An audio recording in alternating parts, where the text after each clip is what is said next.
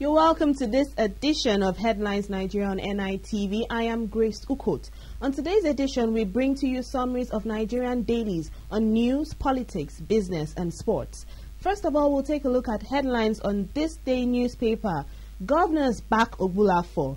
Governors elected on the platform of the People's Democratic Party have warned that it would not support moves to remove Prince Vincent Ogbulafo as the national chairman, except the constitution of the party is followed. Also, intrigues have been intensified in the House of Representatives to effect a change of leadership and remove the Speaker, Right Honorable Dimeji Bankole, in what is interpreted as a ploy to stall the amendment of the 1999 Constitution. Ibori, protesters, police clash at Oghara. There was an aggressive protest march by the people of Oghara, former Delta State Governor James Ibori's hometown, and administrative headquarters of Ethiopia West Local Government Area of Delta State yesterday. Appeal Court sacks Shell from Bonny Land.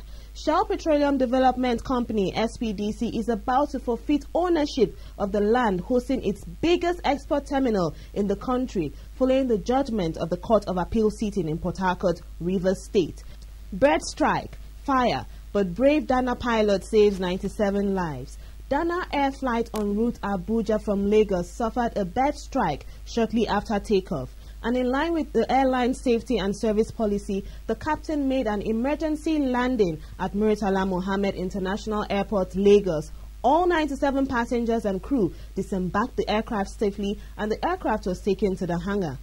Looking at Daily Independent, we see Halliburton scandal. Abacha Etete Yusuf got 43 million. That's taken from Okiro report. A sum of $43 million in the Halliburton slush fund may have been the cut for three persons: the late head of state Sani Abacha, his petroleum minister Dan Etete, and former Inspector General of Police Mohammed Yusuf. Public exams to be conducted online from 2011. The Minister of Education, Rukayatu Rufai, on Monday disclosed that public examinations, including the newly introduced Unified Tertiary Matriculation Examination, coordinated by the Joint Admissions and Matriculation Board, are to be conducted online from next year. It is believed that the e-learning initiative, when fully operational, would enhance efficiency in education delivery. Nigerian Tribune. Fuel scarcity looms in Southwest as NUPENG begins strike Friday.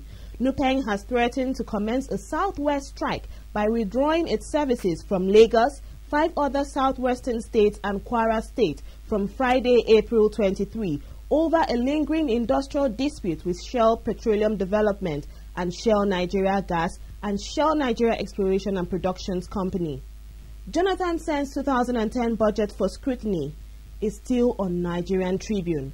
Acting President Goodluck Jonathan has sent the harmonized 2010 budget to the Budget Office of the Federation and financial experts before he would finally give his assent to the financial document.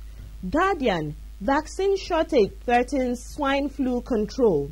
Nigeria is yet to receive stocks of vaccine to prepare for a possible outbreak of the pandemic H1N1 virus in the country.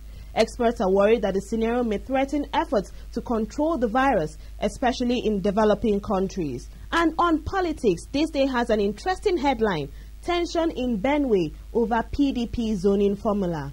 There is a palpable tension in Benue State over moves by the leaders of the ruling People's Democratic Party, PDP, to adopt zoning arrangements towards the 2011 general elections. The big dilemma being faced by the Benue State Governor, Honorable Gabriel Suswam, and the PDP in the state is how to implement the planned zoning formula adopted by the party. Still on this day, Ogun 2011 and the clamor for power shift.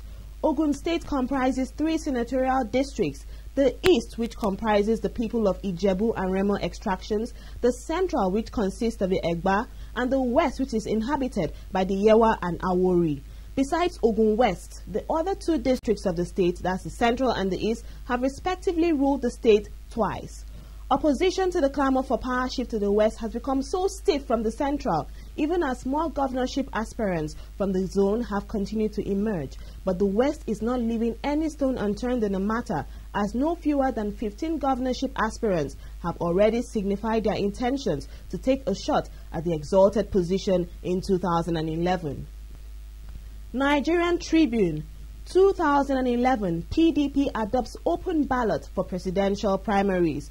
The People's Democratic Party, PDP, has decided to adopt a modified open ballot system to select its presidential candidate for the 2011 general election. On business, Guardian says NNPC to build 50 new filling stations. The Nigerian National Petroleum Corporation, NNPC, has concluded arrangements to build 50 new filling stations across the country. The corporation currently has 37 mega stations, 12 floating stations, and 265 affiliate stations across the country. Nigerian Tribune, banking reform, CBN to revive lending by banks. Here, the Central Bank of Nigeria has proposed several measures aimed at aiding banks to resume lending as fast as possible. Now to sports.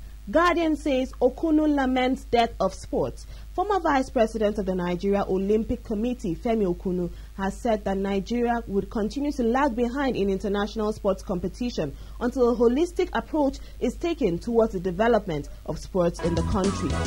And with that, we've come to the end of today's edition. Log on tomorrow for more on Headlines Nigeria. I am Grace Ukot. Thanks for logging on.